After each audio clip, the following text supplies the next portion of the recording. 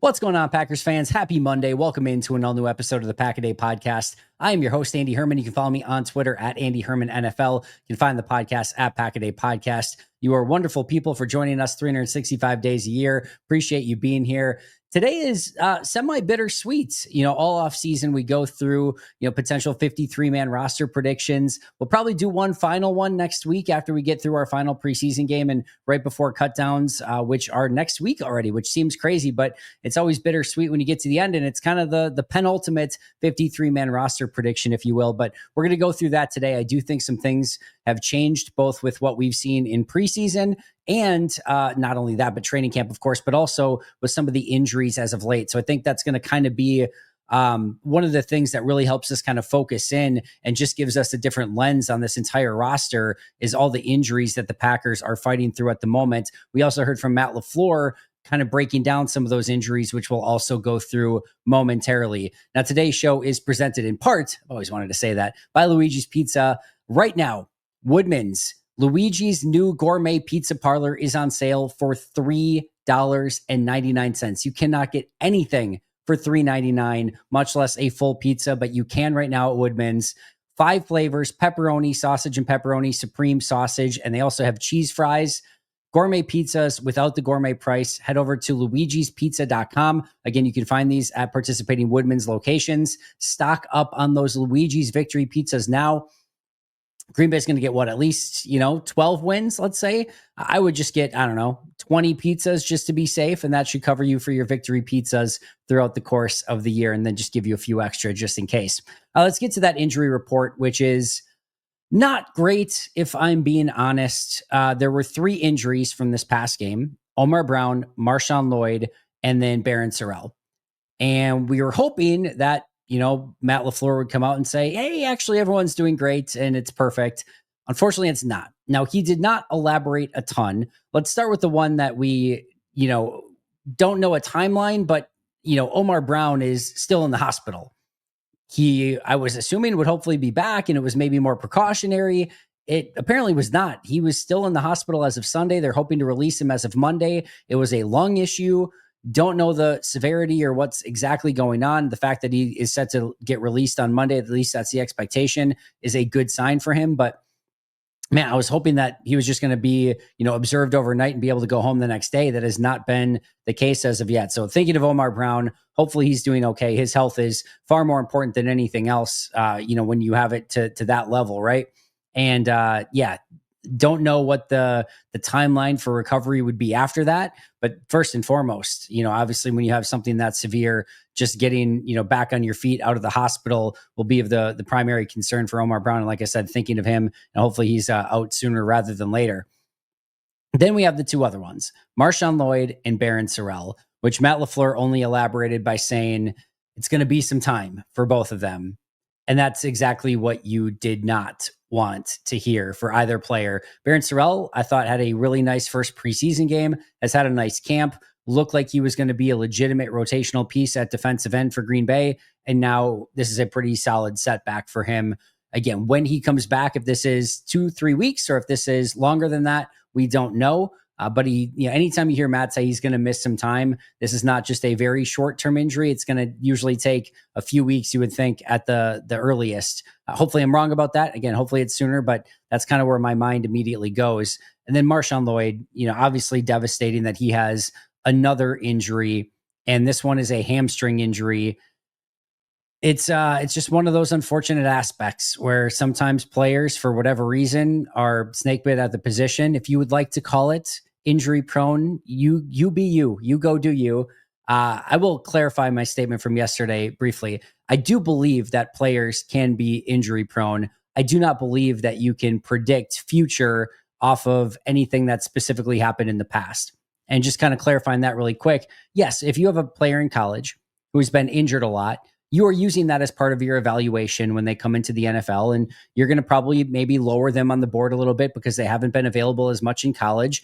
It's same thing with a player who has maybe played in the league for 4 years and has missed some time. If they've missed a lot of time, the price is going to be lower. Jair Alexander. If Jair Alexander has not had injuries, he's getting way more money. He's probably still in Green Bay. at this point, but he's had a ton of injuries. That is going to affect the amount of money that you pay for him because he's had that injury history, because it can potentially predict. What I'm saying here is that, from here on out, after this injury, I'm not willing to say that any of Marshawn Lloyd's injuries so far are going to affect him in the future. He could go on to have a unbelievable career with very minimal injuries from here on out. Up until this point, it has not been great. Once we get to the end of Marshawn Lloyd's career, we can look back and say, all right, he was injury prone. He had X amount of injuries over his entire career. That's pretty injury prone, right? So again, I look at it more past tense. Past tense, Marshawn Lloyd, what he's done so far over the last year plus, has not been able to stay on the field. And ultimately, as I said yesterday, that's what you're judged on. It sucks. It's unfortunate. I'm cheering the guy on, as I know we all are. We want him to be out there, and I'm hoping that this is the last one. We said that last time too. Hope that this is the last one and he can just finally go out there and play football at the ability that he has, because when he's out there, it looks really freaking good.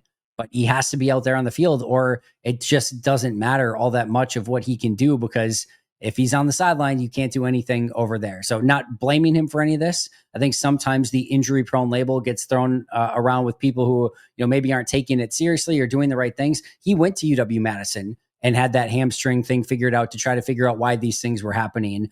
He did that whole study. They said he's in the great, unbelievable shape, working incredibly hard. I believe he's doing everything in his power to be ready for the season and to get out there and perform at the highest level possible. It's just been a series of unfortunate events for Marshawn Lloyd. And hopefully, like I said, this can be the last issue for him. But it sounds like, again, he's going to miss some time. Same thing with Barron Sorrell, who had a knee issue. And hopefully this is, again, not something that knocks him out for a extended period of time and can be back at some point, hopefully early in the season or even before. Jordan Love, sounds like they are working on a practice plan to get him working this week. There looks like there may be more 7-on-7s, which we know Matt does not like, but it sounds like it might be a necessary evil this week with Jordan and his injury situation. So there will be some 7-on-7s, and they are looking at getting Jordan back this week. Dontavian Wicks and Jaden Reed. Matt was asked if they'd be ready for week 1, and he said he hopes so, and kind of made it as like, that's the expectation, and I'm hoping so. But with Matt, again, he basically would always follow it up with, anytime there's an injury, there's always some concern. He didn't in this case, but hopefully by that reaction, we're getting Dontavian Wicks and Jaden Reed at latest by week 1. Savion Williams is dealing with a hamstring injury. So hamstring injury for Savion Williams. He had the shoulder injury that he was coming back from, and then that's why he was in the red jersey. That's why they were very cautious with him not doing team activities to begin with. Then after that, he had the concussion, came back from the concussion, was still working his way back from the shoulder injury, which is why he didn't play in the first preseason game. Then last week, as I mentioned, had the gun on his leg, not the actual gun, the massage gun. You got to be careful there. The massage gun on his leg, and was massaging it out, and then did not return to practice, did not practice the rest of the week, did not play in the game, and now we know it is a hamstring injury officially. How it affects the 53 is actually somewhat interesting. I think the big two here, Barron Sorrell and Marshawn Lloyd, could absolutely affect the 53. In fact, spoiler, it's going to in just a moment when we go through our 53-man roster prediction today. If just to kind of go through the reminder of the return from injury, you can now place 2 players on the IR designated to return during cutdown day, meaning you don't have to place them on the 53-man roster first and then put them on IR designated to return, which basically makes it so that you have to cut 2 other players to keep them on the roster initially and then put them on IR designated to return and then try like heck to hopefully get those 2 players back. You don't have to do that anymore. You have 2 players that you can designate on cutdown day. Barron Sorrell and Marshawn Lloyd would be 2 players that could potentially be eligible for that type of, roster move. Zane Anderson could potentially be another one. Well, hopefully there's not more injuries that come up where we have to consider this with other players, but those are players that could potentially, be affected, or that roster, just exemption or the ability to put them on IR with a designated to return could be used for. So that's worth talking about and just noting that is a possibility for these 2 players that would knock them out for at least the first 4 weeks of the season, but then you would be able to bring them back after that. So that just kind of gives you an idea there of how this could. And then some players that are potentially benefited from this is Emmanuel Wilson. If Emmanuel Wilson is in a battle for trying to, get a number 4 running back spot or anything like that, if Lloyd starts on that IR designated to return, he is basically a lock at that point, you would think, to make the 53 along with Chris Brooks and Josh Jacobs. Same thing at defensive end. Aaron Mosby could be a huge benefactor here. Colin Oliver is still not practicing, right? You now have Baron Sorrell not practicing. This injury class, by the way, or this draft class, by the way, has been very injury riddled through the first, few weeks of training camp and beyond. Hopefully that improves moving forward. John Williams doesn't practice yet. Colin Oliver hasn't practiced yet. Baron Sorrell is now out. Savion Williams is out. Too many injuries in this draft class so far. But it could really help a player like Aaron Mosby, who, if you're looking at, you have your top 2, and then you have Enigbari and Brenton Cox. If Colin Oliver's not back, if Baron Sorrell's not back, Aaron Mosby, probably the next guy, is that number 5 defensive end. So we'll talk about that here in just a moment as well. Last but not least, it sounds like Trey Hendrickson is actually on the trade block. As I've said all along, I would not get your hopes up for anything. I would be for it if they could find a way to make it work. It's a big contract. You're going to have to give up resources, probably a player Cincinnati's competing right now. So they're probably going to want something of value in return, not just a 2026 draft pick. They need somebody that can help their team in 2025. How that would look or what players you want to trade, I'll let you be the judge there and choose your own adventure with it. But I don't see it happening. I will gladly talk about it on the breaking news episode if it does in fact happen. It'd be really fun. Like I said, I would probably make that run at him if I could, if I were Goody in this situation. But there's a lot that goes into that, including that massive contract, which is going to make him one of the highest paid defensive players in all of football. That brings us to our 53-man roster prediction for today. We're going to go position by position and kind of make sense of which players are going to make the team, which ones are going to make the practice squad, which ones are going to make maybe some of the injured lists, and see where that puts every position on the roster / depth chart. We'll start at quarterback. 2 quarterbacks making this team, Jordan Love and Malik Willis, barring injury. Knock on wood that we don't have to discuss any injuries for those 2 moving forward. We already had 1 injury scare with Jordan Love. Sean Clifford and Taylor Algersma, we'll talk about when we get to the practice squad portion of who gets kept there. I cannot imagine a world in which they keep either of them on the 53. This is more, hey, you're going to both get released. We're going to try to probably get one of you back on the practice squad. It also wouldn't stun me if they liked another quarterback from another team that they maybe brought in to develop that way. That could also happen as well, but I don't expect any of it to happen on the 53. It's only 2 quarterbacks, Jordan Love and Malik Willis. Running back, I'm going 3. Josh Jacobs, Emmanuel Wilson, and Chris Brooks. I'm going to say that Marshawn Lloyd ends up on the injured reserve designated to return list. And hopefully he can get back before that. And then we can have a conversation of should they keep a 4th running back or how that kind of looks with Emmanuel Wilson. But for now, I'm going to guess that they are very cautious with this and don't try to rush him back early, give him the time that he needs. So my expectation as of now, he will be one of those players that is designated to return. And therefore only 3 running backs on the active roster: Josh Jacobs, Emmanuel Wilson, Chris Brooks. If you're wondering about Israel Abanikanda or Amar Johnson, I think both of those are more likely practice squad players. I don't think they would keep either as a 4th running back. If they really like one of them, it's possible. I think it's unlikely, but I wouldn't rule out entirely. Abanikanda has been serving as the kick returner. I think they have enough other players, including Keyshawn Nixon, who can do that I don't know that that's actually a huge value for them. And I don't think that he actually would bring anything different to the table that Brooks, Wilson, Jacobs, etc. doesn't already give them at running back. I would love him on the practice squad. I just don't know that he makes sense on the 53. Amar Johnson, I really like. I do think that there's something there. I would actually take Amar Johnson over Abanikanda at this point, but I could see them actually liking Abanikanda a little bit more. Amar Johnson, again, is a perfect practice squad candidate. So only 3 on the 53 here: Josh Jacobs, Emmanuel Wilson, and Chris Brooks, with Marshawn Lloyd going on injured reserve designated to return. I am going with 6 wide receivers semi-reluctantly.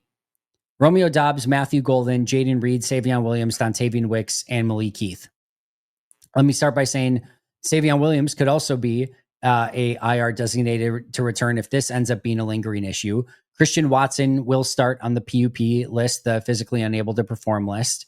And why I say reluctantly is I don't think that there has been a wide receiver that has been, worthwhile or has earned that number 6 wide receiver spot, either Mecole Hardman or Malik Heath. But I will say this, when Romeo Doubs has a back injury, Jaden Reed has had a foot injury, Savion Williams has a hamstring injury, Dontavian Wicks has had a calf injury. There's a lot of beat up wide receivers. I could very much understand if they go into this cut down time in just a week and a half here and say, we have too many guys beat up at wide receiver. We can't just keep 5 when 4 of them are hurt or banged up to some real extent. So for that reason, I am going to keep Malik Heath. I don't think Hardman makes sense here. First of all, Heath has been ahead of Hardman every step of the way when it comes to snaps in training camp and in preseason, specifically playing with the ones. On top of that, as we've talked about, Hardman's contract will guarantee if he is on the roster week 1, especially with Christian Watson coming back at some point. I don't think that makes a ton of sense. I think Heath has some inherent baked in advantages here, including being cheaper. His contract wouldn't guarantee, he has more years of team control. He's younger. There's a lot going for Heath here. I don't think there's any of the other receivers outside of maybe Hardman who could get in this conversation. If everyone is healthy, I think there's a good chance that they release Heath, try to get him back on the practice squad, and just keep 5, knowing that Christian Watson's going to come back hopefully around week 6 when they, after that week 5 bye. But for now, with all the injuries there, I think they're just going to have to keep Malik Heath just so that they for sure have enough bodies at that position. So 6 wide receivers: Doubs, Golden, Reed, Williams, Wicks, and Heath. Hey, friends. I am so incredibly excited to be partnering today with Chubbies. If you haven't checked out their whole inventory over at chubbyshorts.com/packaday, I might add, what are you waiting for? Look at this shirt. Look at this shirt. This thing is absolutely incredible. And beyond that, it is so amazingly comfortable. You're going to want to pick these up. With bold designs featuring your favorite NFL team, Chubbies game day gear isn't just comfortable, it is a statement. Chubbies is the ultimate football apparel brand, so much so that they created their own fantasy football league. George Kittle, Ian Rappaport, amongst others, have come together to assemble the Chubbies League on NFL Fantasy. Each week, the top 5 scorers will win a chance at a Chubbies polo shorts combo with their team's logo. The grand champion gets the chance at the ultimate fan experience, a 5-city, 5-stadium NFL game tour with a +1, while the fantasy flop faces a hilarious and unforgettable punishment only Chubbies could pull off. Head over to chubbyshorts.com/the Chubbies League to learn more and have some fun. Get ready for the most outrageous fantasy football season of your life. And guess what? For a limited time, our friends at Chubbies are giving our listeners $10 with the promo code PACKADAY at chubbyshorts.com/packaday. That's $10 off your order with the promo code PACKADAY, and that includes the NFL collection. Support our show and tell them we sent you, again, by using that promo code PACKADAY. Level up your game day wardrobe with Chubbies. Tight end, only 3. If you told me they kept 4 tight ends, I think it's probably most likely that it's a tight end that's not on the roster right now, that they claimed a tight end from somewhere else. I do think John Fitzpatrick is locked in now to that number 3 spot. Ben Sims could still maybe get in that number 4 conversation if they wanted to keep 4, but I think they maybe take a flyer on something else, try to get Ben Sims back on the practice squad. But for this, 3 tight ends, Tucker Kraft, Luke Musgrave, and John Fitzpatrick. Don't think anyone else makes a ton of sense at this point in time. I'm going 9 offensive linemen. I don't think there's a 10th to keep. Quite frankly, I don't think there's a 9th to keep. Rasheed Walker, Aaron Banks, Elton Jenkins, Sean Ryan, Zach Tom, Jordan Morgan, those Anthony Belton, those are the easy ones. Those are the 7. I'm keeping Jacob Monk as the number 8 offensive lineman basically by default. I just don't think there's anyone really to challenge him for that spot at the moment. And number 9, man, I'll just be totally transparent. Pick your favorite. If you like Donovan Jennings there, go Donovan Jennings. If you like Lacita Smith, go Lacita Smith. JJ Lippy, Tyler Cooper. Your guess is as good as mine on this one. They could easily look waiver wire here and try to find somebody off the scrap heap. They could try to maybe trade a 7th round pick, kind of like they did with Malik Willis last year to try to find another player. I will say this, teams are not willing to get rid of offensive linemen very easily. And, you still might find somebody on waivers that's better than your current number 9, but it's very tough to find those players. For now, I'm putting Kadeem Telford in here, very reluctantly. Jennings could easily still be this. I think it's right now, it feels like it's between Jennings and Telfort. They've both struggled. Telfort's had a tough camp. Jennings has had a really tough preseason. And the reason I'm going Telfort is because they seem to kind of want to be going in this direction of having some bigger guys along that offensive line. So I'm going Telfort basically just based on that. I do think that Travis Glover loss looms a little bit large here, where he would, I think, probably pretty easily have been the number 9 player here. But I'm going to go with Kadeem Telfort as the 9th. So Walker, Banks, Jenkins, Ryan, Tom, Morgan, Monk, Belton, and Kadeem Telfort as number 9. On offense, that gives us 2 quarterbacks, 3 running backs, 6 receivers, 3 tight ends, and 9 offensive linemen for a total of 12, 18, 21, 23 players on offense, which does give us a couple extra spots on defense to play with. If you think of it logically, right? You have 25 on offense, 25 on defense, 3 on special teams. There's your 53. If you only have 23 on offense, that's going to give you 27 on defense. And then again, your normal 3 on special teams. Let's get into it on defense. 6 defensive ends. I am going with Rashawn Gary, LVN, Brenton Cox, Kingsley Enagbare. I'm going to say that Colin Oliver gets activated in the next couple weeks here. I personally would not. I would hold on to that PUP designation for Colin Oliver so that he can start the season on the physically unable to perform list. Because here's what that grants you. It sucks if he's kind of getting ready to go that you would have to do that. But what it grants you is basically an extra roster spot. And you can keep him on the PUP list and you don't have to subject him to waivers. And then once he's eligible to come off the physically unable to perform list, you get like that 3-week ramp up period where you can practice with the team. And then once you practice with the team, you can kind of reintegrate yourself that way. Then you can make that decision if you want to activate them or not, or just put them on season ending IR at the time. I think that gives you a 3-week window to kind of work with him at that time rather than like a 1.5 week window now. So I would probably keep him on the physically unable to perform list, but I think they're going to pull him off. There was a mention of that the other day that they're hoping he can come back soon and that they can get him out there practicing. In order to do that, you have to take him off of the physically unable to perform list, in which case, as most of you know, you cannot put him back on at any point in time. So I think that because of that, he'll come back, start practicing, and will actually make it on the 53-man roster because they're certainly not going to release their 5th-round pick. And then I am putting Aaron Mosby on here as well. Core special teamer, plays a ton on teams. And I look at it this way. Gary, LVN, Coxon, and Enagbare are going to be your primary 4. But Colin Oliver, even if he's active on the roster and even if he's healthy, probably not ready to go by week 1 or 2 as like a player that you can count on. Mosby's been here and Mosby's been playing teams with Rich Bisaccia. Like, I just think that it makes sense. Also, by the way, he had a really nice week this past week on defense, made some big plays there too. So I'm going to keep him as a 6 for now. It's a little bit of a bummer that that's not Barron Sorrell or something else, but Gary, LVN, Cox, Enagbare, Oliver, and Mosby at defensive end. Defensive tackle, Justice is going to lose the bet here if this comes to fruition. I'm going 6. Kenny Clark, Devontae Wyatt, Carl Brooks, Colby Wooden, Warren Brinson, and Nasir Stackhouse. Comes down to a couple things. A, with a couple of the injuries, I've got a couple extra spots to play with. And therefore, even more so, I want to keep that 6th defensive tackle. B, I think you're going to need these guys throughout the course of the season. And you don't have that big run stuffing player. I think Nasir Stackhouse at that size gives you a developmental player at the stature that he's at. And then I don't want to cut anyone on this list. I'm certainly not cutting Clark or Wyatt. Brooks is still too much upside for me, and he had a nice preseason so far as well. Colby Wooden looks much better in his new role, and I want to see how that kind of plays out.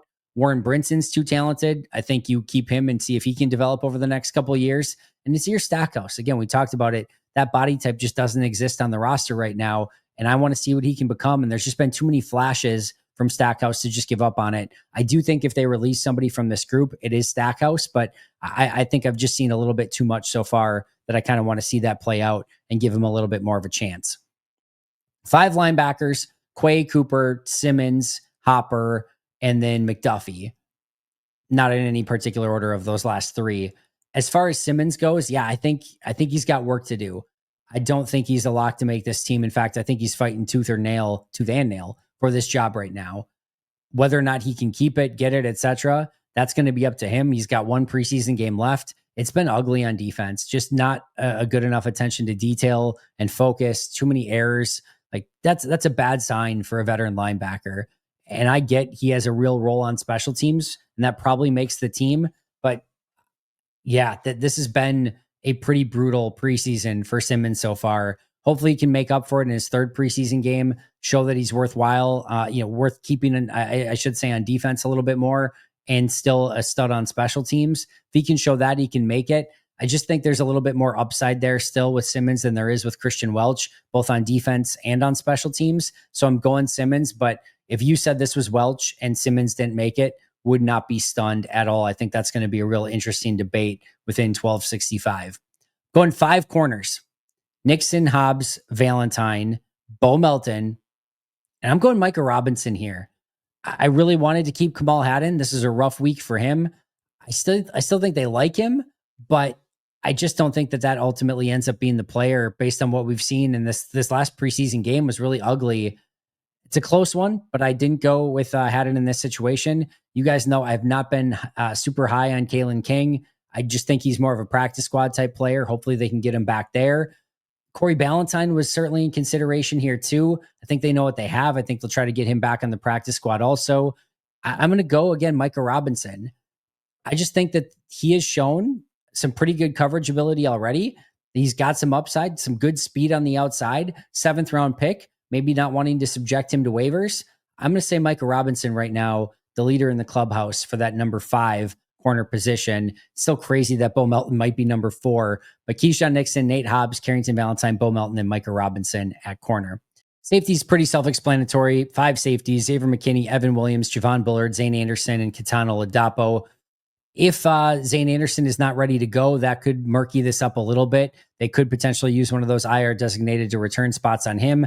If he's out for like 2 weeks of the regular season, they could just keep him on the list and then hope he comes back in those first couple weeks, kind of just deactivate him for those first 2 weeks. But that's the one cloudy picture right now at safety. But other than that, if everyone's healthy, I think that group of 5 is pretty obvious. And with Zane's ability on special teams, can't see him going anywhere at the moment. So 5 safeties: McKinney, Williams, Bullard, Zane Anderson, and Kitano Ladapo. Orzik at long snapper, McManus at kicker, Daniel Whelan at punter. No surprises there. Here is my 16-man practice squad for Green Bay. I'm going Taylor Algersma at quarterback. I just don't think either of these guys gets you any actual NFL wins right now. And so I'm going to go with the guy with the better upside. In that case, it's Taylor Algersma. I'm going Israel Abanikanda and Amar Johnson as running backs in the practice squad. I think they both just shown enough. And Abanikanda has really kind of, bought into the culture. I've been impressed with him so far. So I think both of those guys get kept on the practice squad. Cornelius Johnson and Julian Hicks are the wide receivers. I'm interested in Nair. I don't think Shepard is out of this race either. It's an interesting practice squad race. If Malik Heath doesn't make it, he could be here as well. But for now, I'm going Cornelius Johnson and Julian Hicks. Ben Sims at tight end. Donovan Jennings, Tyler Cooper, and Lacita Smith along the offensive line. I think with only 9 on the active, I think they're going to want to keep 3 here. If it was a Brant Banks or a JJ Lippy instead of Lacita Smith, I could understand that as well. But Lacita has actually looked pretty decent so far. So I'm going to go Donovan Jennings, Tyler Cooper, and Lacita Smith. Keith Randolph at defensive tackle, Christian Welch at linebacker, Jamon Johnson at the other linebacker, Kalen King at corner, Corey Ballantyne at corner, Kamal Hadden at corner, and then Jonathan Baldwin at safety. So one more time, that practice squad: Algersma, Abanikanda, Amar Johnson, Cornelius Johnson, Julian Hicks, Ben Sims, Donovan Jennings, Tyler Cooper, Lacita Smith, Keith Randolph, Christian Welch, Jamon Johnson, Kalen King, Corey Ballantyne, Kamal Hadden, and Jonathan Baldwin. A very Johnson-heavy practice squad with Amar Johnson, Cornelius Johnson, and Jamon Johnson on that practice squad in this scenario. International Pathway Program player, I'll say a kicker. It's McNamee for now. I could see them maybe trying to go in a different direction if McNamee struggles, and they could also bring Alex Hale back once he's healthy there as well. But some International Pathway Program kicker. IR designated to return: Marshawn Lloyd and Barron Sorrell.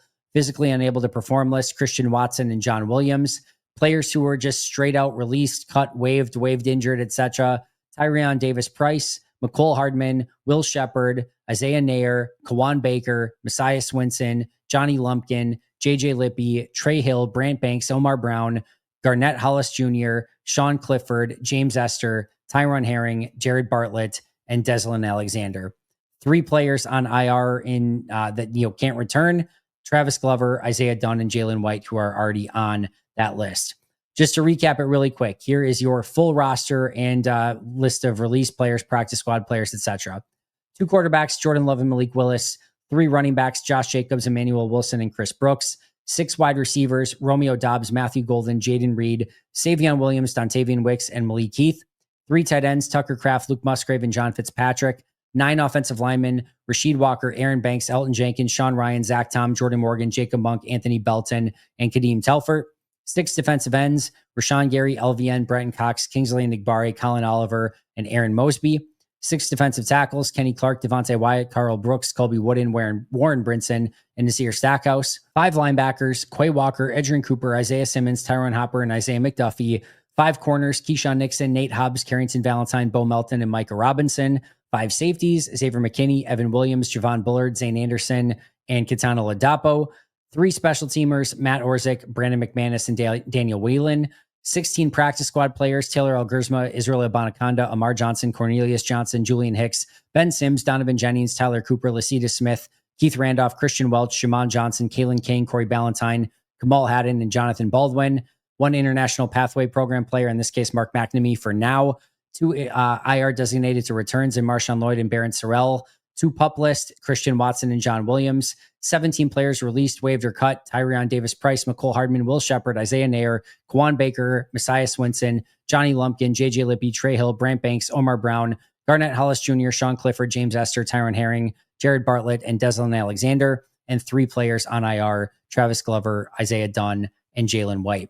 That is going to do it for me today. Thank you so much for joining me. Let me know what I got wrong, what you think I got right, what you would change if you were GM. I'd love to hear in the comments below. Shout out to our All-Pro and Hall of Fame members: PJ Wynn, John Wild, Brandon Paletta, Boom Handle, Donald Lee, Lori Lord, Baby QB, David McCluskey, Donald Decker, Alex Wong, Peter Rataka, Jay Zimmerman, B. Brown, Puerto Rican Packer, Dan Guestford, Dylan Patscott, SoCal Pack, Chris Rager, Izzy Roberts, Ian Ewing, Carlo Delgado, Willie Winklestinkle, Jen Wright, The Gable Storm, Pack Attack Cast, Chris Weish, and Craig.